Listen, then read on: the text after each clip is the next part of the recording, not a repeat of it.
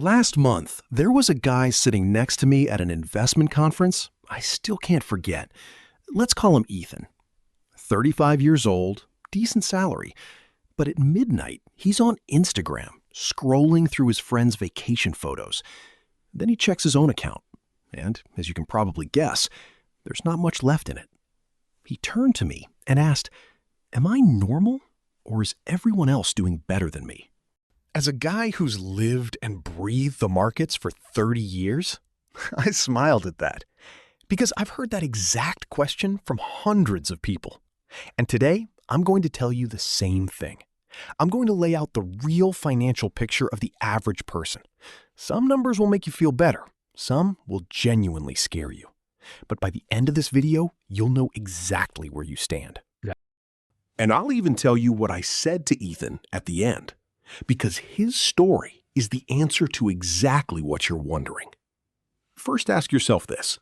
When you think of an average person, what comes to mind? Someone who has it together, preparing for retirement? Or someone living paycheck to paycheck, hoping everything works out? The truth is, most of us have no idea what normal actually looks like. We guess based on what we see around us, but reality is often very different from what we imagine. And knowing what average actually looks like isn't just about curiosity. It helps you make better decisions with your own money. For example, if you want to get in shape, wouldn't it help to know the average person's weight? If you want good grades, you'd want to compare yourself to other students. Money works the same way. When you know where you stand, you spend, save, and invest more intentionally. So let's start with something that affects every worker: income. When you get paid every 2 weeks, are you earning more or less than the average worker?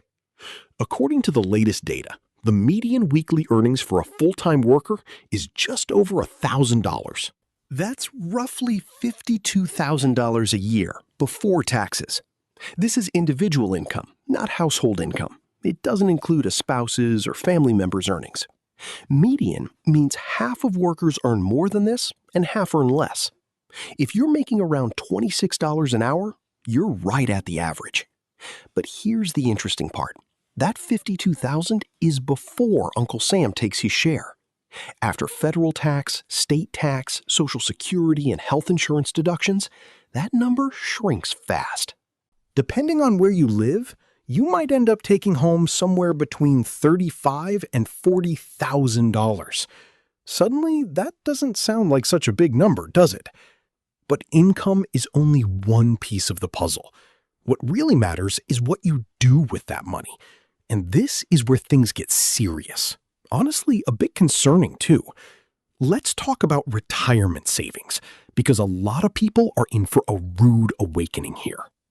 According to the latest survey, the median amount Americans have saved for retirement is $65,000. Before you celebrate that number, know that it only counts people who already have a retirement account. And here's the real kicker. About 25% of Americans have no retirement account at all. $0. Meaning 1 in every 4 people you meet is relying entirely on Social Security when they retire, if it's even still around by then. Among those who do have retirement savings, the numbers vary dramatically by age. People under 25 have a median balance of less than $2,000.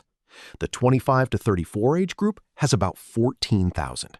And by 65 and older, the median climbs to $88,000. That might sound decent, but think about this. If you retire with $88,000 and apply the traditional 4% withdrawal rule, you'd pull out about $3,500 a year. That's less than $300 a month. Even if your house is completely paid off, $300 won't cover groceries, bills, and healthcare. So if you're in your 20s, 30s, or 40s, let these numbers wake you up. As for Social Security, the average monthly payment is around $1,550, about $18,600 a year. That might sound workable, but remember, this is the average. If you worked less or didn't work at all in certain years, your payment could be significantly lower. Some people take the opposite approach and plan their retirement assuming they won't get a dime from Social Security. Given how uncertain the system's future is, that's actually not a bad way to think. Now let's look at spending. The average American household spends about $5,577 a month. That's $67,000 a year, meaning a household that doesn't earn at least that much is already running a deficit. The biggest chunk of that spending is housing, about $1,885 a month. That's over $22,000 a year just for a roof over your head. Food comes second at about $691 a month. And transportation is the third biggest expense at $913. Experts say housing and transportation combined shouldn't exceed half your income, but those two alone already add up to $2,700 a month before anything else. Now, let's look at credit scores. The average FICO score is 715. On a scale of 300 to 850, that's considered good. Paying bills on time and keeping debt reasonable is what protects that score. But there are still plenty of people stuck in the 500s and 600s who can't get a decent interest rate on anything. As for credit card debt, the average household carries over $9,000 in balances. That's not a car loan or a mortgage. It's mostly money spent on things that lost their value almost immediately. At 20% interest, that debt costs you an extra $1,800 a year. The solution is simple. Pay your balance in full every month. Don't put anything on a card unless it's a real emergency. As for net worth, meaning what you own minus what you owe, the median is about $122,000. But it varies a lot by age.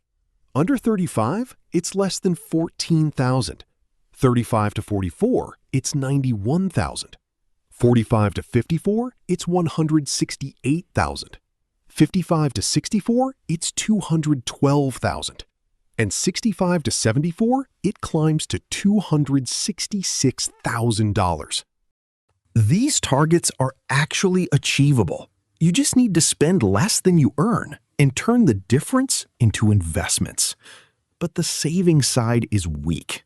Americans save only about 6% of their income, and some of that goes towards short-term goals, like a down payment. The average down payment is $62,000. A kitchen renovation is $26,000. A new car is $47,000. Experts recommend saving at least 10 to 15% specifically for retirement. On top of that, finally, let's look at retirement age. Most people retire at 61, but full Social Security benefits don't kick in until 67, leaving a 6-year gap. And someone who reaches 65 lives another 19 to 21 years on average, meaning retirement can last 25 years or more. That's why knowing these numbers matters, because the average person's relationship with money simply isn't working. But here's the good news. Knowing what average looks like makes it easier to do better than average. If you're saving more than 6%, carrying no credit card debt, and investing consistently, you're already ahead of most people. You don't need a 6-figure salary or an inheritance for that. You just need to be a little more intentional than the average person. And these small differences compound over the years. This is exactly where I come back to Ethan. That night, I walked him through these numbers one by one, and his expression suddenly changed. Because it turned out he was actually ahead of average in a lot of areas. He just didn't know it. He had no credit card debt. He was saving consistently. The only thing missing was a clear picture of where his money was actually going. Now you know the numbers too. You've seen where average stands. The rest is up to you.